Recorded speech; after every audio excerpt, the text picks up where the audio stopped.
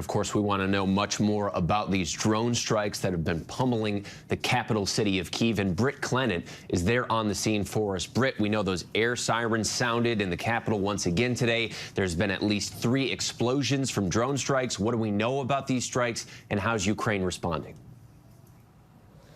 Right, Trevor. Well, the explosion started at about 7 a.m. local when most of the Monday morning trains were arriving with commuters. You know, we were on the site at a residential building where emergency workers were frantically searching through rubble, looking for survivors there. Half of that apartment, Trevor, it was blown away. You know, rooms sliced into halves as people living there would have been getting up for their Monday morning, getting ready for the week. Firemen were able to pull out several people, but 4 people were killed, including, as we understand, a pregnant woman and her husband. Now, these were attacks by Iranian-made self-destroying kamikaze drones, and they attacked a nearby energy company, also just 500 yards from Kyiv's main station. In terms of the response, there are unconfirmed attacks in occupied Crimea, but Ukraine says they need air defense systems, and that this, Trevor, is a case in point. And I know, Britt, you've been speaking with the mayor of Kyiv, Vitaly Klitschko. What did he have to say?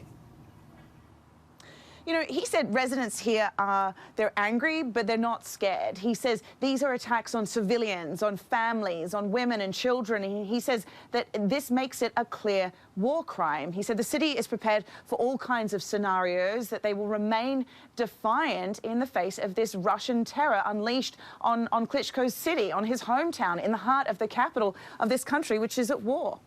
Another in what could very well be a long list of war crimes, Britt. And of course, we know this is all unfolding as Ukraine's armed forces have been opening their southern counteroffensive. How do these drone strikes play into Ukraine's efforts to counterattack and to fight back?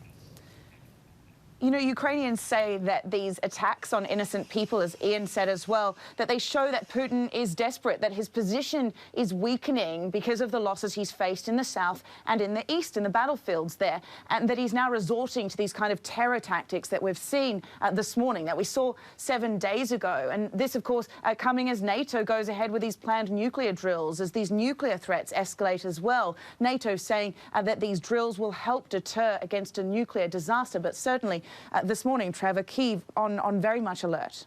Britt, I'm curious about the people of Kyiv, because they've gone through several waves now of there's attacks, and then they fight back, and then there's more attacks. I mean, how is the resolve of the Ukrainian people based on just the ones that you're seeing there as these air sirens continue to go on? Ukrainians very much feel like they have momentum on their side, that morale is extremely high. But at the same time, you know, life was more or less or relatively normal here in the capital compared to other places in the country which had been bombarded, like in the south and in the east. So Kyiv residents had come to be very used to a semblance of normality, but that changed last week. As I say, on those Monday morning rush hour attacks, everything changed, and there is a heightened alert here. You know, we speak to people that say they're stocking up on anti-radiation iodine tablets, that they are taking to the bunkers more when these sirens go off. So certainly, as I say, a resilience, an overwhelming sense of resilience here, but also people very much on edge. Clennon for us there in Kyiv. Britt, thank you, and you and your team stay safe. Hi, everyone. George Stephanopoulos here. Thanks for checking out the ABC News YouTube channel. If you'd like to get more videos, show highlights, and watch live event coverage, click on the right over here to subscribe to our channel. And don't forget to download the ABC News app for breaking news alerts. Thanks for watching.